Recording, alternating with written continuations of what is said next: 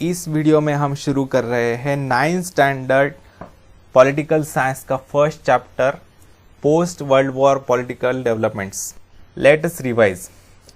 In the civics textbooks till now, we have studied local self-government institutions, India's constitution and our political system और governmental structure. देखिए अभी तक 8th standard तक आपने civics के text book में क्या पढ़ा है, लोकल सेल्फ गवर्नमेंट कैसे होते हैं, मतलब ग्राम पंचायत का फंक्शन कैसा होता है, म्यूनिसिपालिटी का फंक्शन कैसा होता है, पंचायत समिति का फंक्शन कैसा होता है.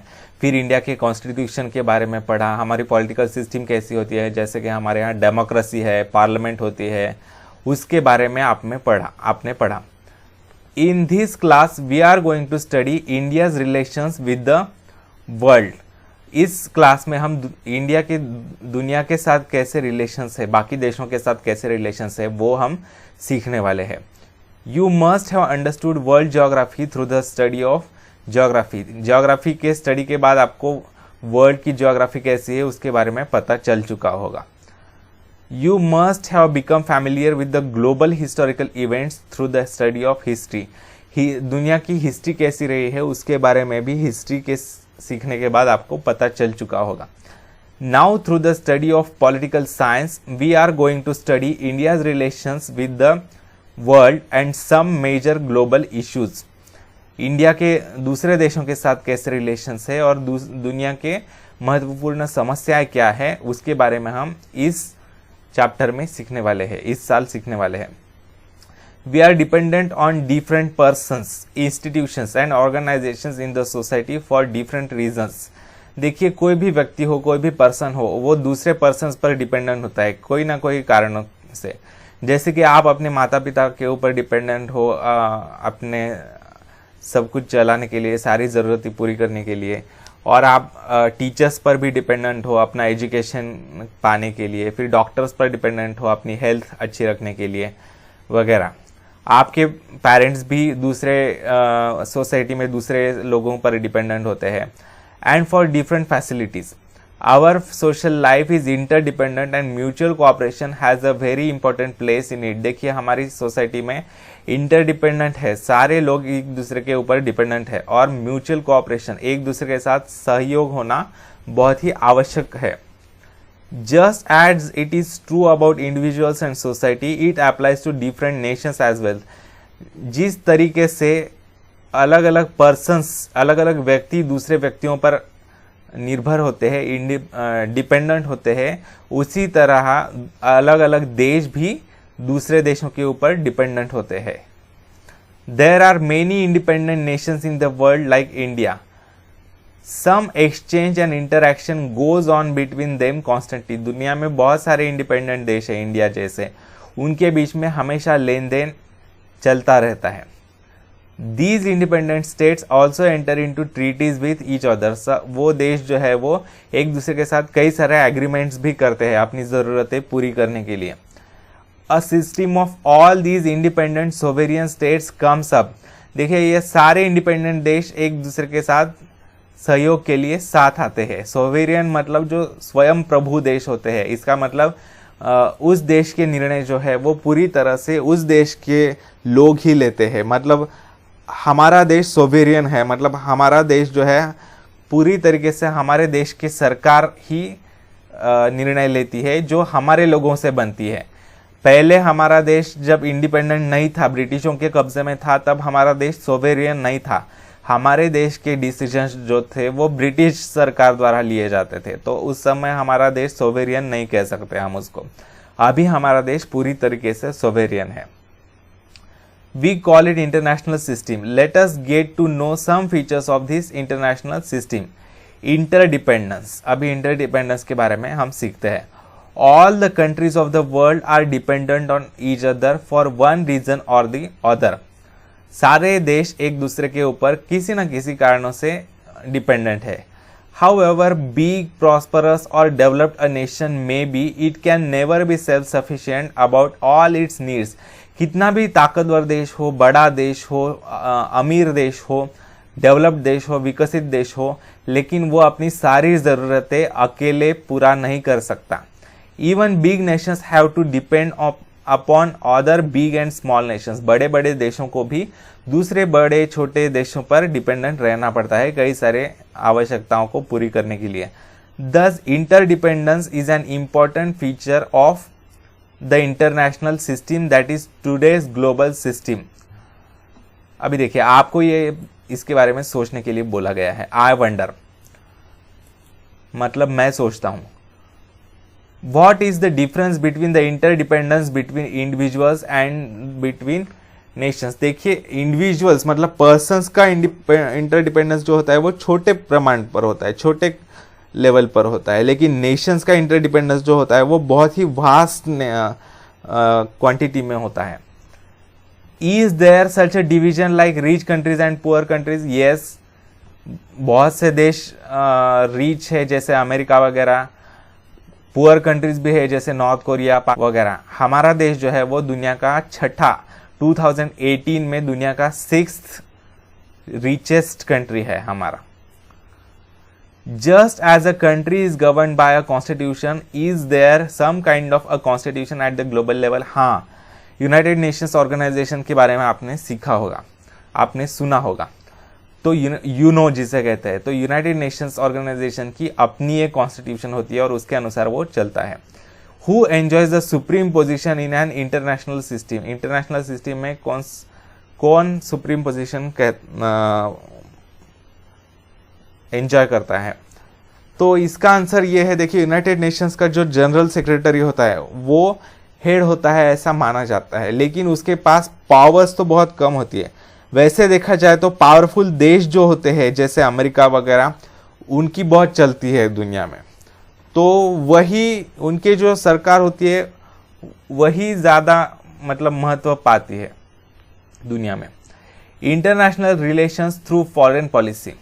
Every nation has policies about its internal dealings as also about its dealing with other nations.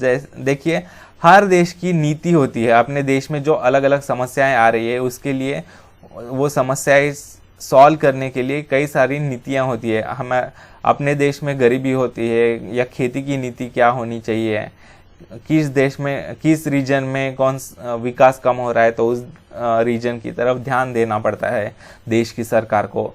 उसी तरीके से उस देश की सरकार को फॉरेन रिलेशंस मतलब बाहर के देशों के साथ कैसे रिलेशंस रखने हैं, कैसे अच्छे रिलेशंस रखने हैं, वो भी देखना पड़ता है। Such a policy is called foreign policy. इस पॉलिसी को विदेश नीति या फॉरेन पॉलिसी कहते हैं।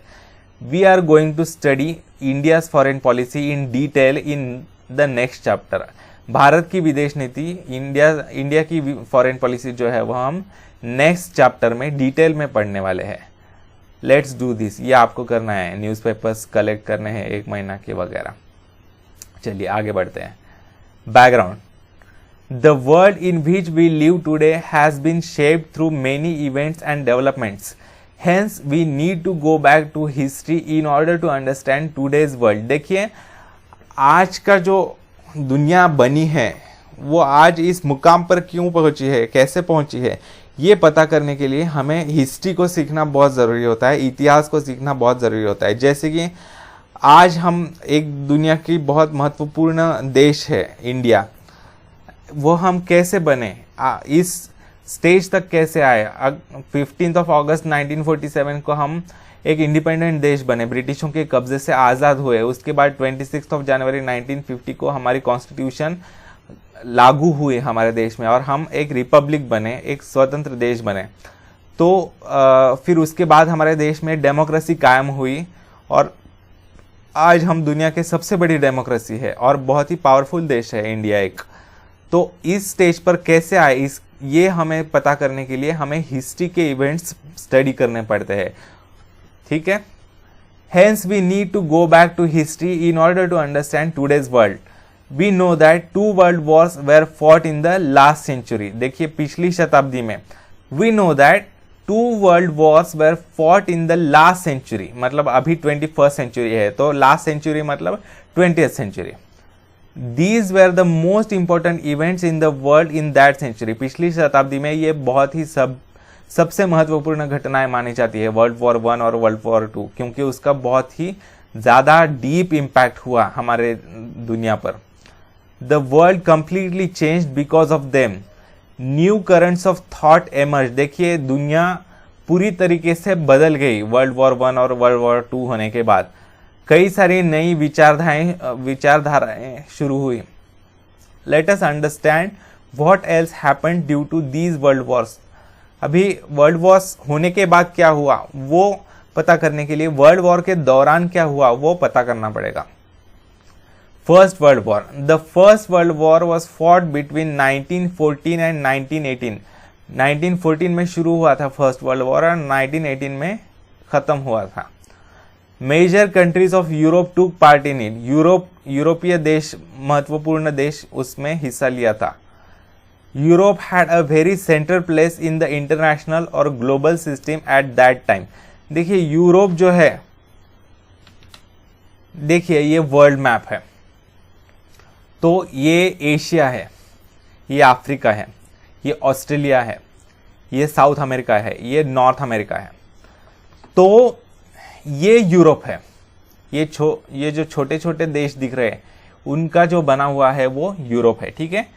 तो उस समय बहुत से देश जो थे, मतलब एशिया के ये सारे देश, अफ्रीकन कंट्रीज, ऑस्ट्रेलिया, ये साउथ अमेरिका, तो ये बहुत से देश जो थे, यूरोप के बाहरी देश जो थे वो यूरोपियन देशों के कब्जे में थे। जैसे कि इंडिया जो था वो ब्रिटेन के कब्जे में था। ब्रिटेन भी यूरोपीय देश है, ठीक है। तो ऑस्ट्रेलिया भी यूके का ही हिस्सा था। अफ्रीका में कई सारे देश फ्रांस के, जर्मनी के कब्जे में थे। इस तरीके से यूरोप के कब्जे में नियरली दुनिया के बहुत से देश कब्जे में थे। तो इस कारण क्या था, यूरोप को बहुत ही महत्वपूर्ण स्थान था दुनिया की राजनीति में, ठीक है। यूरोप में अगर छोटी सी भी घटना घटती थी तो उसके बहुत ज्यादा परिणाम पूरे दुनिया में पड़ते थे, ठीक है। तो इस कारण Europe was the centre of all the incidents in the world. Europe had a very central place in the international और global system at that time. The war caused a tremendous loss of life and property. देखिए जब कोई भी युद्ध होता है तो बहुत ज्यादा नुकसान होता है जीवन का और इंफ्रास्ट्रक्चर का, बिल्डिंग्स का विनाश होता है, कई सारे इंफ्रास्ट्रक्चर सारा नष्ट हो जाता है, बहुत पैसे का नुकसान होता है क्योंकि वो सारी बिल्डिंग्स दोबारा बनानी पड़ती है वगैरह, खर्चा बहुत होता है वॉर चलाने के लिए, तो उससे इकोनॉमिक नुकसान भी बहुत ज़्यादा होता है। The countries which joined the war suffer tremendous economic losses. Even the countries which did not join the war were impacted by the war.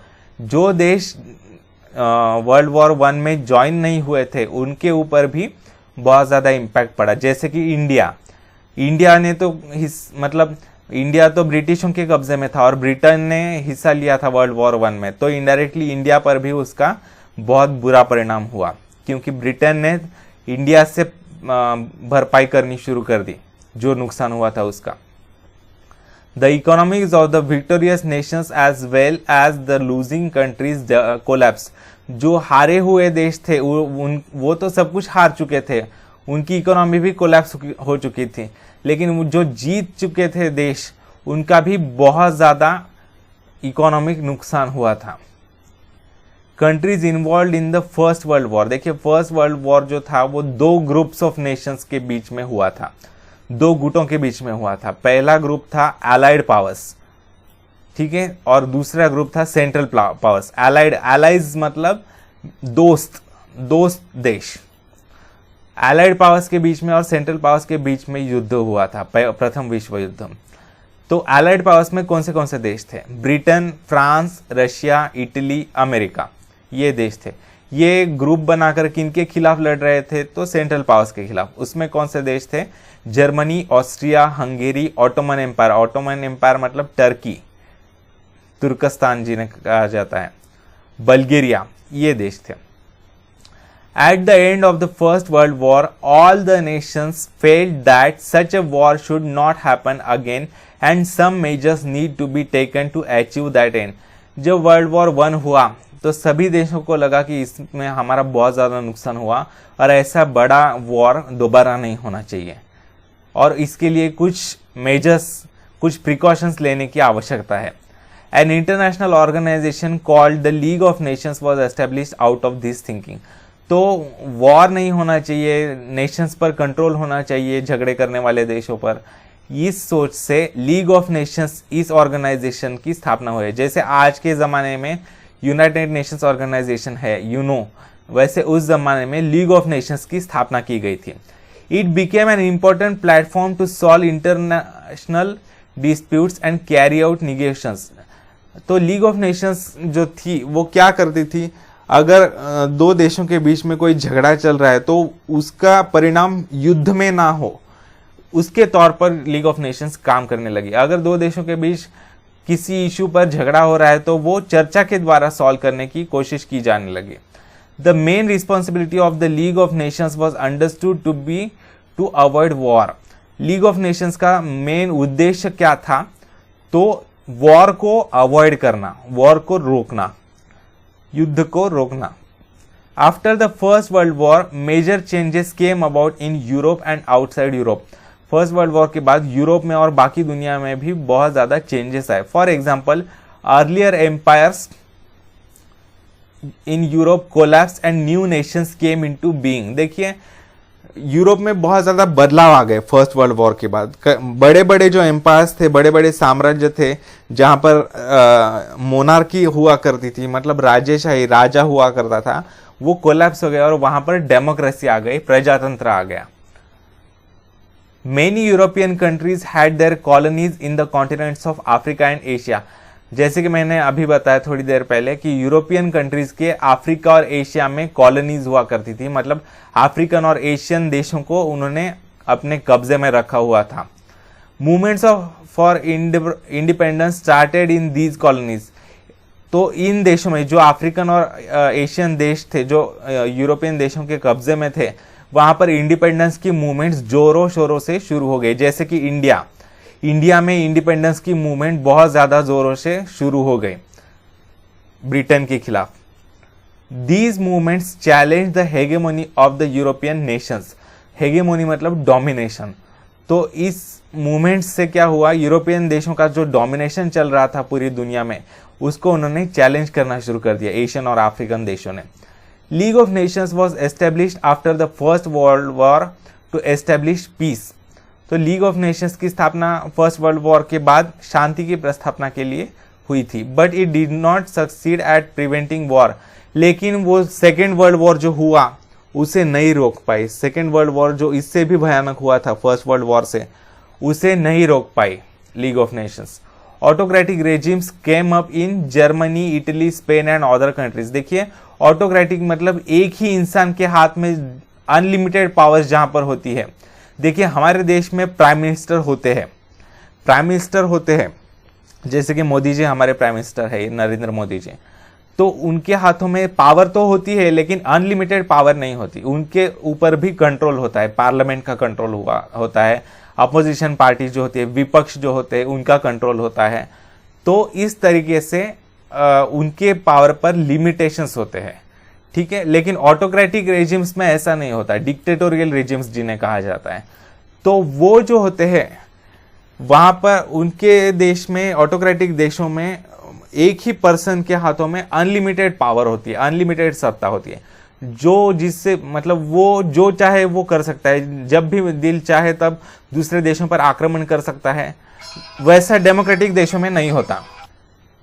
Dictatorial देश जो होते हैं वहां पर क्या होता है, हमारे देश में कैसा होता है कि अगर किसी देश पर युद्ध घोषित करना है, अगर हमें पाकिस्तान पर युद्ध घोषित करना पड़ता है तो पार्लियामेंट की परमिशन लेनी पड़ती है। पार्लियामेंट में टोटल 543 लोकसभा के और 252 राज्यसभा के मेंबर्स होते हैं।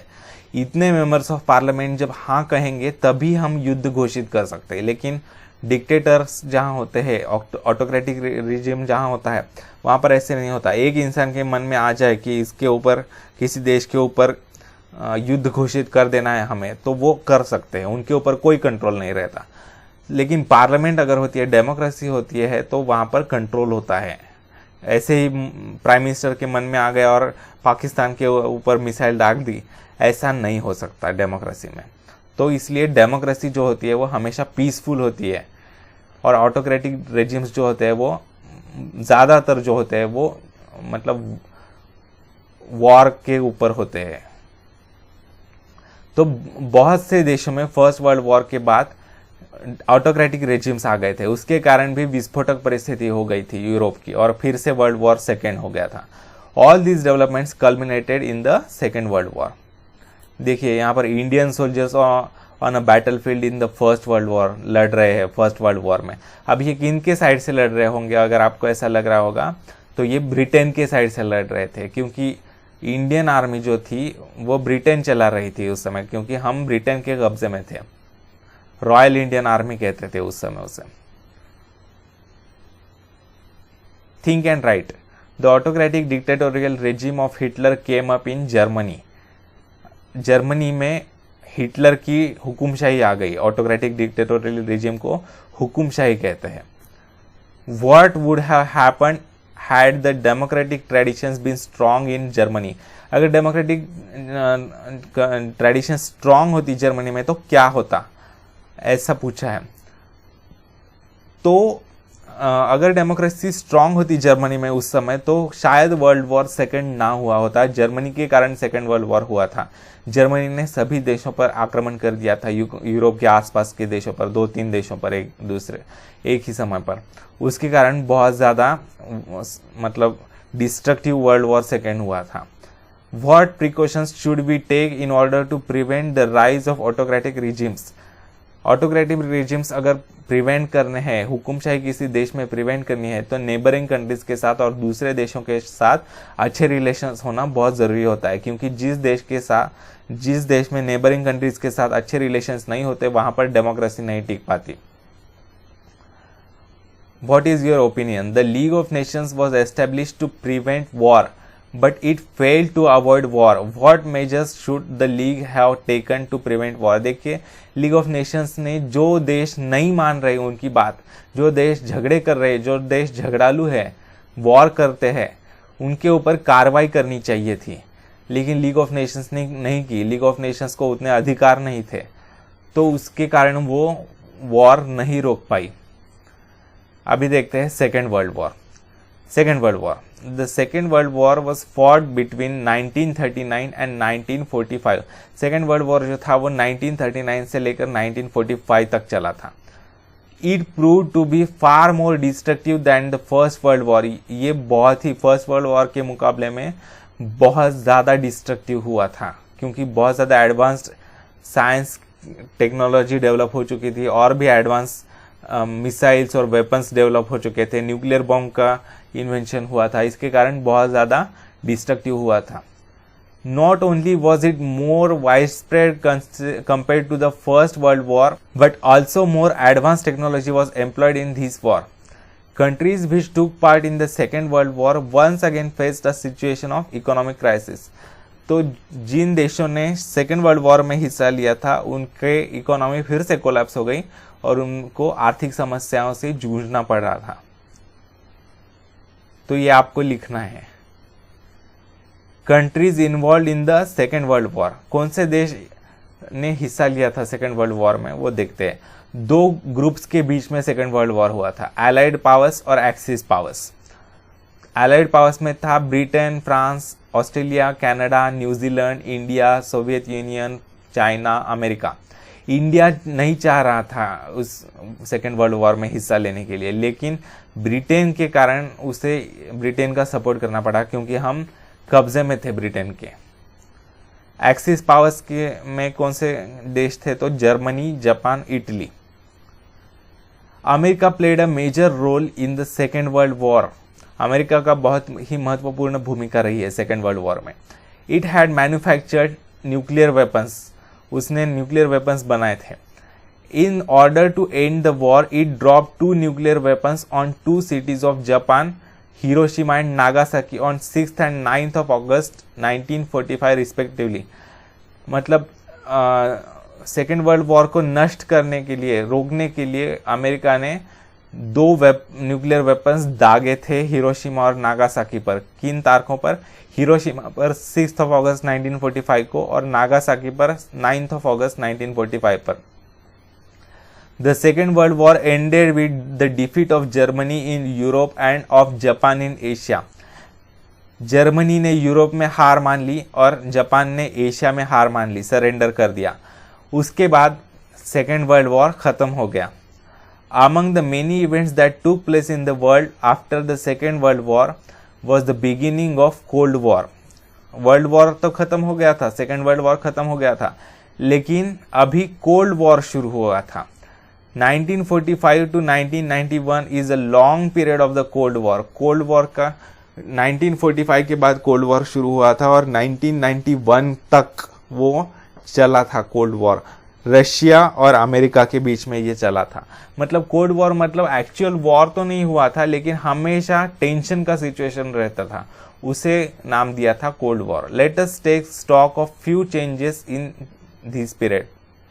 Cold war, America and the Soviet Union who were allies in the second world war became competitors as soon as the war got over। देखिए, सोवियत यूनियन मतलब यूएसएसआर, अमेरिका मतलब USA, तो Soviet union मतलब Russia और उसके साथ 15 देशों का एक ग्रुप था, उसे कहते हैं सोवियत यूनियन, जो 1991 में टूट गया। और अमेरिका मतलब यूएसए और उसके साथ भी कई सारे देश थे। तो इन दो ग्रुप्स में जो था कोल्ड वॉर, मतलब इन्होंने सेकेंड वर्ल्ड वॉर तो साथ साथ लड़ा था, लेकिन बाद में वो दुश्मन हो गए और उनके बीच में कोल्ड वॉर शुरू हो गया। The cooperation between them gave way to rivalry. Second world war में उन्होंने एक दूसरे के साथ बहुत सहयोग किया था, लेकिन बाद में उनमें दुश्मनी हो गई। This rivalry occupied a period of 40 to 45 years of international politics. There was no open war between these two countries, but there was such a tension in their relations that it seemed that a war would erupt any time। लेकिन इतना मतलब actual में war तो नहीं हुआ था cold war के दौरान, लेकिन हमेशा ऐसे टेंशन की सिचुएशन होती थी कि कभी भी किसी भी क्षण वॉर हो सकता है, ऐसा लगता था। The concept of Cold War is used to describe the condition where there is no actual war, but there are such tensions in the circumstances that they may be responsible to cause war. In this period, America was already a superpower, but the Soviet Union also tried to become a superpower by making nuclear weapons and by increasing its new military might. देखिए, America तो एक super power था ही cold war में, लेकिन Soviet union भी एक super power बनने की कोशिश की थी। सोवियत यूनियन ने बहुत ज़्यादा न्यूक्लियर वेपन्स बनाने से और अपनी मिलिट्री स्ट्रॉन्ग करने से। The struggle for power, arms race, differences in ideologies, attitude of checkmating each other by strategy and counter strategies gave rise to the cold war. एक दूसरे की विचारधाराएं अलग थी। सोवियत यूनियन की विचारधारा जो थी वो एंटी कैपिटलिस्ट मतलब कम्युनिज्म की थी, मतलब उनके यहाँ सब कुछ सरकार कंट्रोल करती थी, और अमेरिका में कैपिटलिज्म था, मतलब वहाँ पर सब कुछ प्राइवेटाइज था। तो वो विरुद्ध विचारधाराएं थी उनके बीच में, तो ये कंट्रोल मतलब उनके आपस में नहीं जमती थी, उनके आपस में लड़ाई होती थी। उसके कारण एक दूसरे के साथ कौन सुप्रीम रहेगा, कौन ज़्यादा पावरफुल रहेगा, किसके पास ज़्यादा वेपन्स रहेंगे और किस तरीके से एक दूसरे को चेकमेट किया जा सकता है, इसके लिए कई सारे स्ट्रैटेजीज और काउंटर स्ट्रैटेजीज डिज़ाइन की गई। इसके कारण कोल्ड वॉर की शुरुआत हो गई और बढ़ गया cold war. Effects of the cold war, creation of military organisations.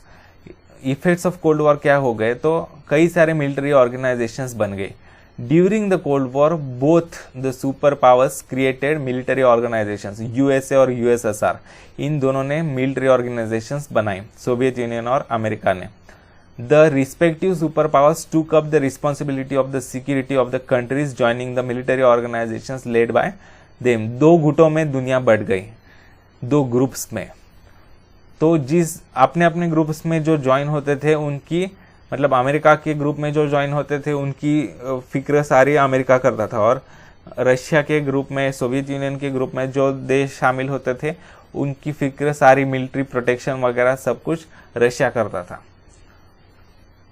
NATO, that is North Atlantic Treaty Organisation, was a military organisation under the dominance of America. NATO नाम की एक नॉर्थ अटलांटिक ट्रीटी ऑर्गेनाइजेशन एक organisation थी, military organisation, उनके बीच में कई सारे यूरोपीय देश और अमेरिकी देश शामिल हुए थे अमेरिका के लीडरशिप के under. While the Warsaw pact, Warsaw नाम का एक शहर है, तो उस शहर में एक एग्रीमेंट हुआ था। तो Warsaw pact was a military organisation under the command of the Soviet Union. जैसे नाटो अमेरिका का ग्रुप था, वैसे वॉर्सो पैक्ट नाम का सोवियत यूनियन का ग्रुप था। What is your opinion? Is there any correlation between the advances in technologies and world peace? देखिए, जैसे जैसे टेक्नोलॉजी एडवांस होती गई वैसे वैसे दुनिया में और भी घातक शस्त्र वेपन्स की निर्मित शुरू हो गई। एक दूसरे को डिस्ट्रॉय करने के लिए बहुत ज़्यादा कंपटीशन बढ़ गई, तो उससे इतने ज़्यादा वर्ल्ड न्यूक्लियर वेपन्स मैन्युफैक्चर हो गए थे कि 18 पृथ्वियों को नष्ट किया जा सकता था, 18 अर्थ प्लैनेट्स को नष्ट किया जा सकता था अकेले रशिया और अमेरिका के न्यूक्लियर वेपन से। इतने ज़्यादा न्यूक्लियर वेपन्स उन्होंने बना लिए थे, तो उससे बहुत डिस्ट्रक्शन हो सकता था।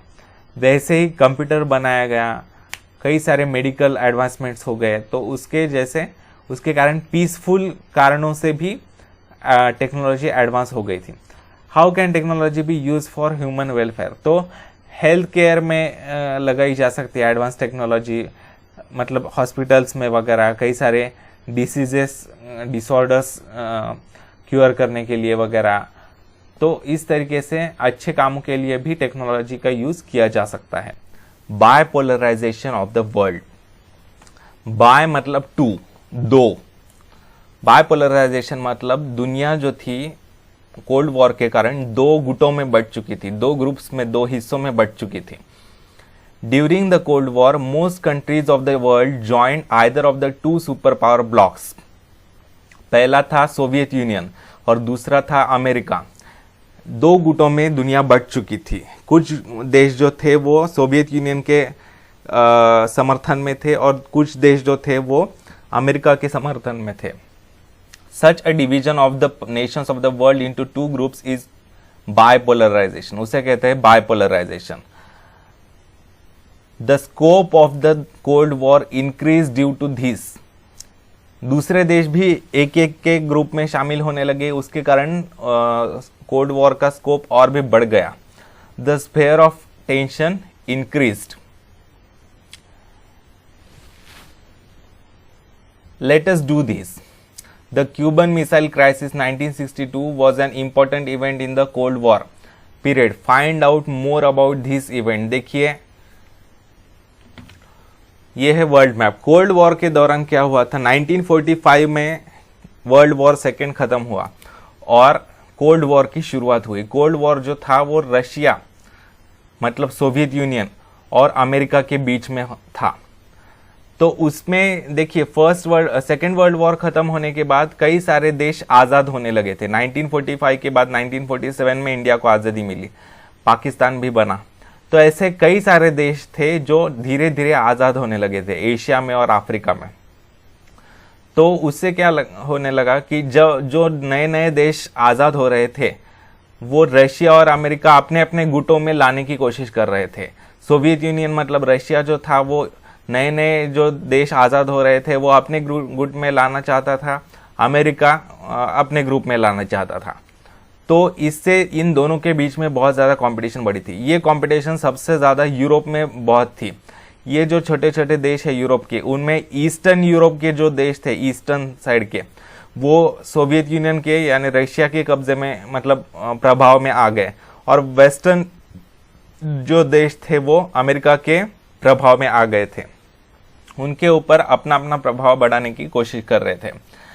तो उन्होंने अपने मोहरे बना लिए थे पूरी दुनिया में। मतलब इन दोनों ने, अमेरिका और रशिया ने मिलकर, रशिया में कम्युनिस्ट सरकार थी, कम्युनिस्ट पार्टी ऑफ रशिया की सरकार थी, सिर्फ एक ही पार्टी की सरकार थी वहां पर। अमेरिका में डेमोक्रेसी थी और अभी भी है। तो दुनिया में उन्होंने कई सारे देशों के पार्टीशन किए गए। मतलब जैसे इंडिया का पार्टीशन करके पाकिस्तान और इंडिया बनाया, तो पाकिस्तान जो था वो अमेरिका के ग्रुप में चला गया, लेकिन इंडिया न्यूट्रल रहा। फिर ये यहाँ पर है, देखिए ये साउथ कोरिया और नॉर्थ कोरिया। पहले कोरिया देश एक ही था, लेकिन नॉर्थ उनका पार्टीशन करके नॉर्थ कोरिया और साउथ कोरिया ऐसे दो देश बनाए गए। नॉर्थ कोरिया कम्युनिस्ट था, मतलब रशिया के ग्रुप में था, और साउथ कोरिया डेमोक्रेटिक था, मतलब अमेरिका के ग्रुप में चला गया। दूसरा है इजराइल और पैलेस्टाइन। इजराइल जो था अमेरिका के ग्रुप में चला गया, और पैलेस्टाइन जो था वो रशिया के ग्रुप में चला गया। फिर उसके बाद जर्मनी का भी पार्टीशन किया गया, ईस्टर्न जर्मनी और वेस्टर्न जर्मनी। तो वेस्टर्न जर्मनी जो था वो अमेरिका के ग्रुप में चला गया, और ईस्टर्न जर्मनी रशिया के ग्रुप में चला गया। ऐसे बहुत से देशों के पार्टीशन किए गए। Vietnam, south Vietnam, north Vietnam. North Vietnam जो था वो कम्युनिस्ट था, और साउथ वियतनाम जो था वो डेमोक्रेटिक था। तो इस तरीके से बहुत से देशों के पार्टीशन किए गए। उनको मोहरों के तौर पर इस्तेमाल किया जाने लगा। जैसे चेस में मोहरे होते हैं ना, तो उस मोहरों के तौर पर वो उनके जरिए वो आपस में लड़ते थे। वही एक मोहरा था अमेरिकन कॉन्टिनेंट में, रशिया का एक मोहरा था जिसका नाम था क्यूबा। तो रशिया ने क्या किया था, चुपके से 1962 में अमेरिका पर अटैक करने के लिए न्यूक्लियर मिसाइल भेजी थी, वाटर के जरिए, समुद्र के रास्ते से। तो वो क्यूबा को भेजी गई थी। तो वो अमेरिकन सैटेलाइट्स ने डिटेक्ट करवा लिया था, और जब उन्हें अमेरिका को पता चला था, तब अमेरिका ने भी इनके ऊपर न्यूक्लियर अटैक करने की कोशिश की थी। तो उस समय बहुत ज़्यादा टेंशन बढ़ गया था दोनों देश के बीच में, और फिर से वर्ल्ड वॉर 3 शुरू होने की पॉसिबिलिटी हो गई थी। तो उसे कहते हैं क्यूबन मिसाइल क्राइसिस। ठीक है, ये याद रखिए। ठीक है, तो ये है क्यूबन मिसाइल क्राइसिस। चलिए आगे बढ़ते हैं। आपको इसके बारे में इंटरनेट पर अधिक माहिती मिल जाएगी। Do you know the communist revolution took place in 1917 in Russia and the Soviet Union came into being. देखिए 1917 तक, 1917 तक रशिया में जो था वो मोनार्की थी, मतलब राजेशाही पद्धति थी, राजा का रूल चलता था। लेकिन 1917 में वहां पर कम्युनिस्ट रिवॉल्यूशन हुई, और वहां पर कम्युनिस्ट सत्ता आ गई, मतलब डिक्टेटोरियल सत्ता आ गई, और उन्होंने सोवियत यूनियन की स्थापना की, जिसका शॉर्ट फॉर्म था यूएसएसआर, मतलब Union of Soviet Socialist Republics. Soviet Union उसे शॉर्ट फॉर्म में कहते थे। तो in a short while the Soviet Union came up as a super power in the international politics. तो थोड़े ही समय में सोवियत यूनियन एक सुपर पावर के तौर पर उभर गई इंटरनेशनल पॉलिटिक्स में। But there were extreme differences between America and the Soviet Union. लेकिन अमेरिका और सोवियत यूनियन के बीच में बहुत ज़्यादा विचारधाराओं में फ़र्क था, राज्य व्यवस्था में फ़र्क था, पॉलिटिकल सिस्टम में फ़र्क था, आइडियोलॉजीज में फ़र्क था। तो उसके कारण उनके बीच में झगड़े बढ़ने लगे। तो वो क्या फ़र्क थे वो देखेंगे। For example, The USA was a democratic state advocating capitalism, while the Soviet Union advocated socialism and one-party authoritarian system.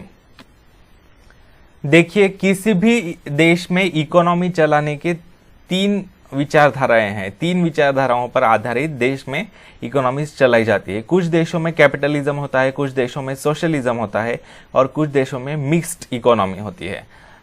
The USA was a democratic state. America में डेमोक्रेसी थी। एडवोकेटिंग मतलब सपोर्टिंग कैपिटलिज्म। अमेरिका जो था वो capitalism को support करता था।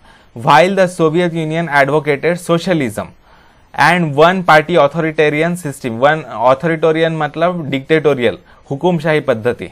तो वहां पर वन पार्टी सिस्टम थी, यहाँ पर मल्टी पार्टी डेमोक्रेसी थी। कई सारी पार्टियां इलेक्शन में हिस्सा ले सकती थी, लेकिन यहाँ पर सिर्फ कम्युनिस्ट पार्टी ऑफ रशिया ही हिस्सा ले सकती थी इलेक्शंस में, और यहाँ पर डिक्टेटोरियल सिस्टम थी। Both the super powers wanted to expand their own dominance in the world.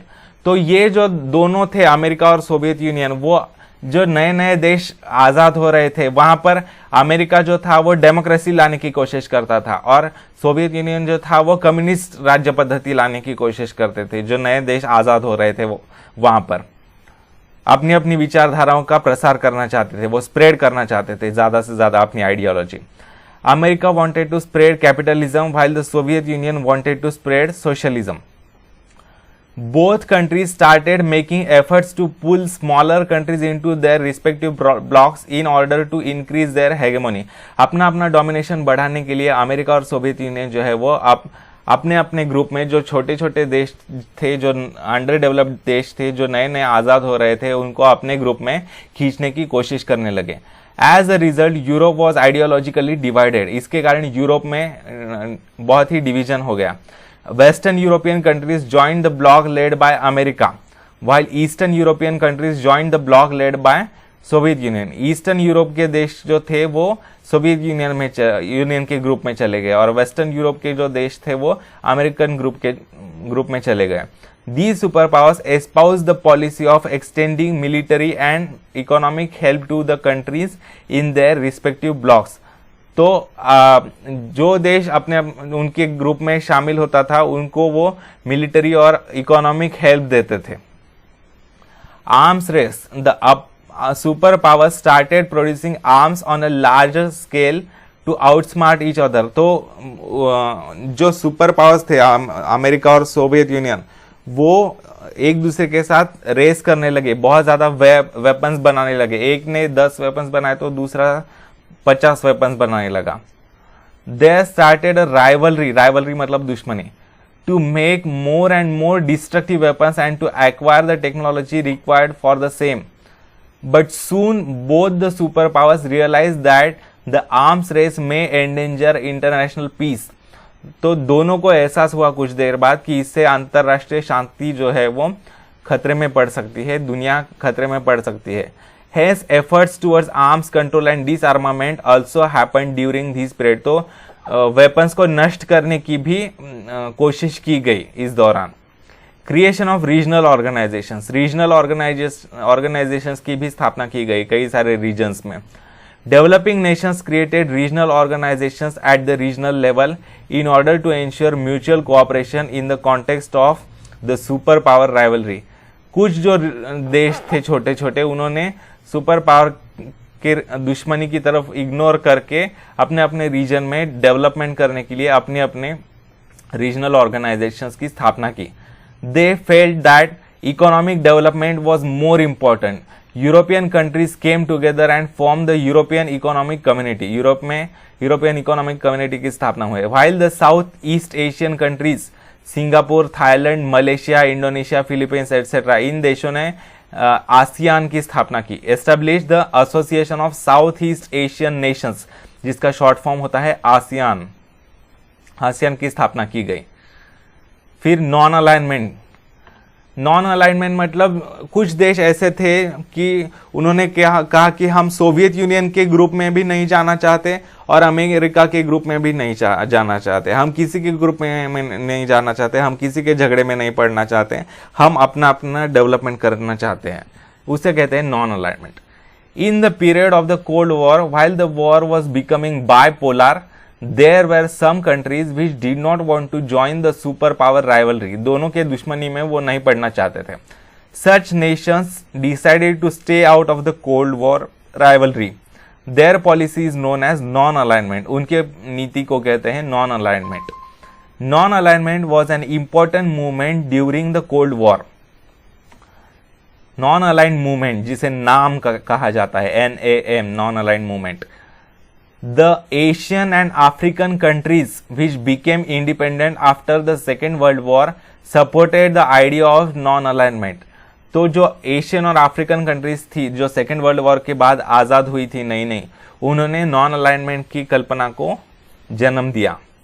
This movement started from 1961 under the leadership of India's Prime Minister Pandit Jawaharlal Nehru, President of Yugoslavia Marshal Tito, President of Egypt Gamal Abdel Nasser, President of Indonesia Dr. Sukarno and Prime Minister of Ghana Dr. Kwame Nkrumah।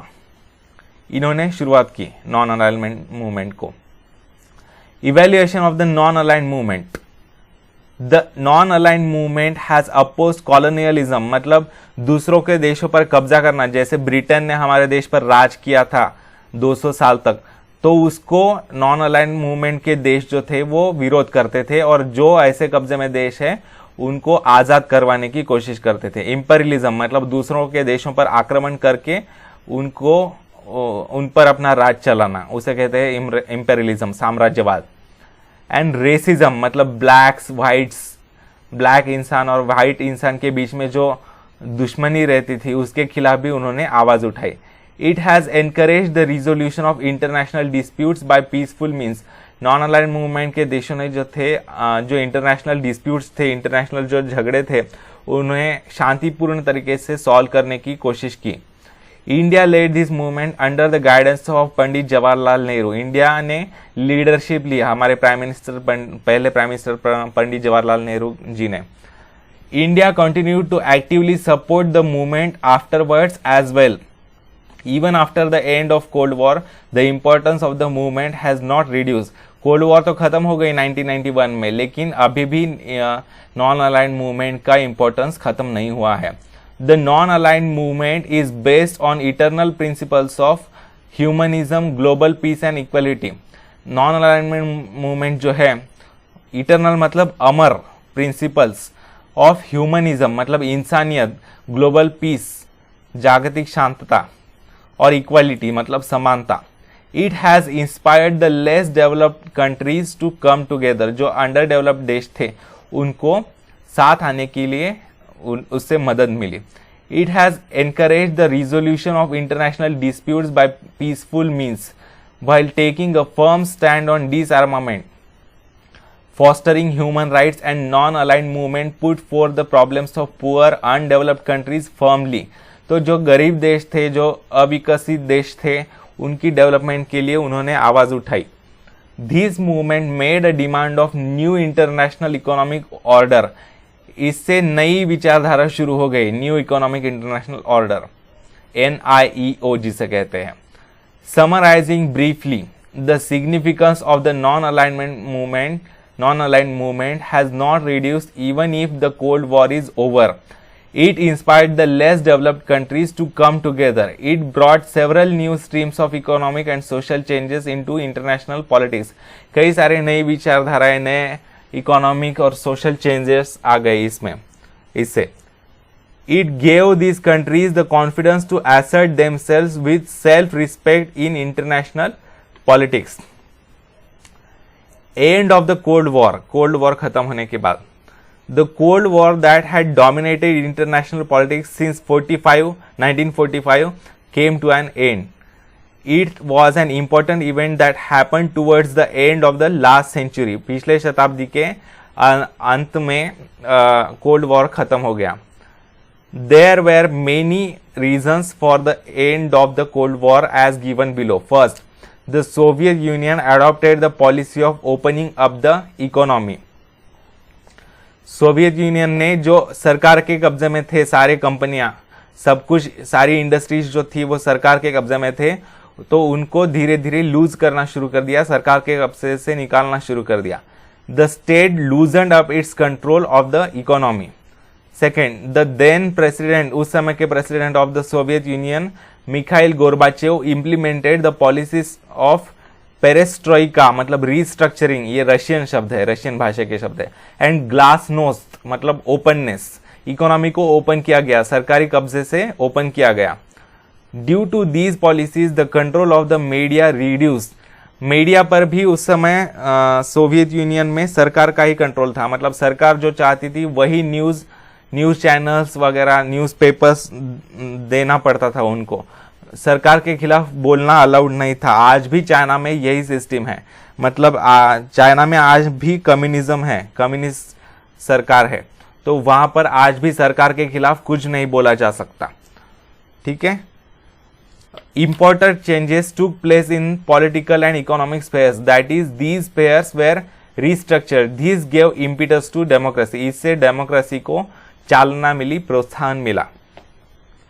Third, as the East European countries under the influence of Soviet Union adopted the capitalist and democratic paths, the regimes there changed. तो धीरे धीरे eastern European countries जो Soviet union के group में थे, वो धीरे धीरे सोवियत यूनियन के ग्रुप से बाहर निकलने लगे। उन्होंने भी कैपिटलिज्म को सपोर्ट करना शुरू किया और वहां पर भी उन्होंने डेमोक्रेसी लागू की। इससे सोवियत यूनियन टूट गया। Fourth, the Soviet Union disintegrated and several new nations were created out of it. Soviet union टूट गया और कई सारे नए देशों का जन्म हुआ। Russia was the biggest country in the Soviet union. Russia सबसे बड़ा देश था। NATO still exists, but its nature is no longer military. Find out the countries that are members of NATO. इसकी इंफॉर्मेशन आपको इंटरनेट पर मिल जाएगी। Nearly I think 27 to 28 देश है आज नाटो में, ठीक है। Suggest a word when there is only one superpower and several countries are dependent upon it, such an international system is called unipolar system। Unipolar, uni मतलब one, pole मतलब side. तो जब एक ही सुपर पावर होती है दुनिया में तब उसे कहते हैं यूनिपोलर सिस्टम। जब दो सुपर पावर्स होते हैं, the division of nations between two super powers is called bipolarization. Bi मतलब टू, बाय या डाई मतलब टू। देखिए कार्बन डाइऑक्साइड क्यों बोलते हैं डाइऑक्साइड, क्योंकि उसमें ऑक्सीजन के दो एटम्स होते हैं, इसलिए डाइऑक्साइड कहते हैं। और बाय और डाई मतलब दो। मोनो या यूनी मतलब एक, कार्बन मोनोऑक्साइड मतलब एक ऑक्सीजन CO है, तो यूनी या मोनो मतलब एक, बाय या डाई मतलब दो। तब when many countries emerge as superpowers in the international system, what can that system be called? जब बहुत से देश, देखिए बायपोलर सिस्टम कब थी, कोल्ड वॉर के दौरान 1945 to 1991 सोवियत यूनियन और अमेरिका के दो ग्रुप्स में दुनिया बटी हुई थी, उसे कहते हैं बायपोलर वर्ल्ड। उसके बाद सोवियत यूनियन टूट जाने के बाद 1991 के बाद नियरली 10-15 सालों तक यूनिपोलर सिस्टम थी, मतलब एक ही सुपर पावर थी, अमेरिका ही सुपर पावर थी, तो उसे कहते हैं यूनिपोलर सिस्टम। आज के जमाने में कई सारे देश ऐसे हैं जो सुपर पावर का दर्जा रखते हैं या जल्द ही सुपर पावर होने वाले हैं, जैसे इंडिया, चाइना, रशिया, फिर south Africa, Brazil, America, Australia, ऐसे देश, यूके, इंग्लैंड, फ्रांस, जर्मनी, ऐसे देश, जापान। तो आज के दौर में कई सारे देश ऐसे हैं जो बहुत पावरफुल है। तो उस सिस्टम को क्या कहा जा सकता है ये पूछा है, तो उस सिस्टम को कहते हैं मल्टीपोलर। मल्टी मतलब बहुत से। तो right an essay on the topic futility of war, मतलब वॉर का क्या फायदा है इसके ऊपर लिखने के लिए बोला है। मतलब कोई भी फायदा नहीं है वॉर का, सब कुछ नुकसान ही नुकसान है, तो उसके ऊपर आपको ऐसे लिखना है, ठीक है। चलिए आगे बढ़ते हैं। Post cold war world, cold war होने के बाद कैसी सिस्टम थी। The cold war came to an end with the disintegration of the Soviet Union which till then had been a superpower. As a result, major changes took place in world politics. For example, cold war खत्म होने के बाद दुनिया में कई सारे महत्वपूर्ण बदलाव आ गए, जैसे कि America remained the only super power in world politics. America ही अकेला सुपर पावर बच गया दुनिया में। A conducive atmosphere prevailed for the growth in trade and economic relations between and among nations. कई सारे देशों में आपस के बीच व्यापार के लिए ग्रोथ हो गई। Capital, labour, market and information circulated through out the world. तो पूरे दुनिया में कैपिटल मतलब पैसा, लेबर, मार्केट भी बढ़ गया, circulation. Idea spread freely as well. As all nations of the world decided to give priority to trade relations, the idea of giving aid to other nations fell behind. मतलब trade के लिए ज्यादा माहौल बढ़ गया, मतलब एक दूसरे के साथ व्यापार होना चाहिए। तो पहले कोल्ड वॉर के दौरान जो थे दो अपने अपने ग्रुप में जो देश थे उनको एड दिया जाता था, मतलब पैसा फ्री में दिया जाता था ताकि उनका डेवलपमेंट हो सके। लेकिन बाद में फ्री में पैसा देने के बजाय वो अमेरिका, रशिया जैसे बड़े देश जो है वो व्यापार करने लगे उनके साथ। Instead efforts began to be made to establish economic relations. The description of a country which was opposed to another has now changed from enemy nation to rival nation. तो enemy nation जिसे दुश्मन कहते थे उससे थोड़ा कम मतलब powerful शब्द है ये rival, competitor जिसे कहते हैं, प्रतिस्पर्धी। The responsibility of the United Nations has increased. United Nations की जिम्मेदारी और बढ़ गई। The United Nations now had to take more concrete steps to maintain global peace and security. United Nations को और भी ज्यादा पावरफुल स्टेप्स लेने पड़े, पांव उठाने पड़े, कदम उठाने पड़े ग्लोबल पीस, जागतिक शांति के लिए और सुरक्षा के लिए। environmental protection, fostering of human rights, gender equality and management of natural calamities now acquired a global dimension. तो जो बड़े बड़े प्रॉब्लम्स थे दुनिया के सामने, जैसे क्लाइमेट का प्रोटेक्शन, पोल्यूशन कम करना, ह्यूमन राइट्स का प्रोटेक्शन करना, स्त्री पुरुष समानता लाना, और जब कोई अकाल आता है, मतलब कोई विपदा आती है, प्राकृतिक विपदा जैसे भूकंप हो या बारिश हो या बाढ़ हो, तो उसके कारण जो प्रॉब्लम होता है कुछ देशों में, तो उसके लिए सारे देश मिलजुल कर वो प्रॉब्लम सॉल्व करने की कोशिश करने लगे. What is globalisation? ग्लोबलाइजेशन मतलब क्या? After the end of the cold war, trade and economic relations between countries became more open. पहले अपने ही देश के साथ व्यापार करते थे, जैसे कम्युनिस्ट देश वगैरह थे, एक्सपोर्ट इंपोर्ट ज्यादा नहीं करते थे. तो बाद में कंट्रीज ज्यादा ओपन हो गए, मतलब एक्सपोर्ट और इंपोर्ट धीरे धीरे बढ़ने लगा. As been mentioned above, capital, labour, markets and information began circulating globally. मतलब पैसा एक देश से दूसरे देश में सर्कुलेट होने लगा. लेबर्स, कामगार जो थे वो एक देश से दूसरे देश में ट्रांसफर होने लगे. जैसे कि आज अगर आप देखेंगे, ग्लोबलाइजेशन का जमाना है आज, तो कई सारे आईटी इंजीनियर्स, आपके बड़े भाई या आपके रिलेटिव्स जो होंगे वो अमेरिका में या फिर इंग्लैंड में सेटल हो चुके होंगे, क्योंकि वहां पर लेबर के तौर पर वो जा रहे हैं काम करने के लिए. मार्केट्स ट्रांसफर हो चुके हैं. इंफॉर्मेशन, एक देश से दूसरे देश में टेक्नोलॉजी ट्रांसफर हो रही है. The give and take of ideas among people all over the world grew. एक देश से दूसरे देश में आइडियाज ट्रांसफर होने लगी. Due to the revolution in information technology, different events and developments began to be known everywhere. सारे देशों में डेवलपमेंट्स होने लगे धीरे धीरे. The boundaries between nations did not remain as sacrosanct as they were before. मतलब जितने ज्यादा मोटी बॉर्डर्स थी पहले कोल्ड वॉर के दौरान, उतनी मोटी बॉर्डर्स नहीं रही और वो पोरस बॉर्डर्स हो गई. मतलब बॉर्डर्स उतनी स्ट्रिक्ट नहीं रह गई, आना जाना शुरू हो गया दूसरे देशों से दूसरे देशों में. All these processes are together called globalisation. इस सभी को ग्लोबलाइजेशन कहते हैं. Just as globalisation has brought us benefits, it has also caused losses. Globalisation के जैसे कुछ फायदे हैं वैसे उसके कुछ नुकसान भी है. For example, as the economies of different countries got linked with each other, trade increased, economic unification grew, plenty of products became available in the markets. Globalization के कारण क्या हुआ? ट्रेड बढ़ने लगा, एक व्यापार बढ़ने लगा एक देश से दूसरे देश में, तो उससे सारे देशों की इकोनॉमी एक दूसरे के साथ जुड़ गई. तो इससे के कारण वॉर की पॉसिबिलिटी कम हो गई, ट्रेड इंक्रीज हो गया, इकोनॉमी एक हो गई सारे देशों की. तो कई सारे प्रोडक्ट्स पहले जो अवेलेबल नहीं थे मार्केट में, वो मार्केट में अवेलेबल होने लगे सारे देशों के. But at the same time the gap between poor and rich Nations did not reduce. जो गरीब देश थे वो और भी गरीब होते गए और जो अमीर देश थे वो और ही अमीर होते गए. In this chapter we studied the global developments from 1945 onwards.